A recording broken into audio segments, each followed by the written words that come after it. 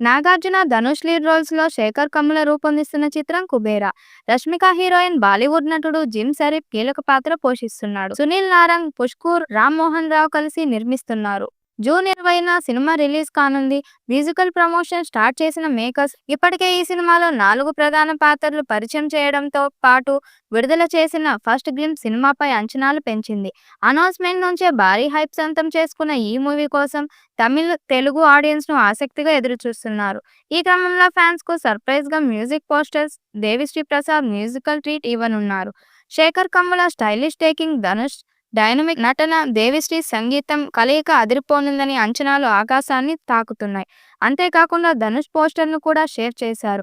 ఇందులో ఆయన ఏదో జాతరలో ఉండగా చేతివేళ్లు నోట్లో పెట్టుకుని మాస్ స్టెప్ వేస్తున్నట్టుగా కనిపించారు. చుట్టూ జనం ఉండగా ఆయన మాత్రం సోలోగా డాన్స్ చేస్తున్న లుక్ లో ఉన్నారు. ప్రెజెంట్ ఈ పోస్టర్ పెంచుతుంది. కాగా ధనుష్ ఈ సినిమా పాటు ఇడ్లీ కడాయ్, శేఖర్ కమ్ములతో మరో మూవీ చేయనున్నారు. ఇప్పటి వరకు క్లాస్ సినిమాలు చేసిన శేఖర్ కమ్ముల మొదటిసారి కమర్షియల్ అంశాలతో సినిమా చేస్తున్నారు. మరి ఈ చిత్రం ఎలాంటి విజయం సాధిస్తుందో చూడాలి.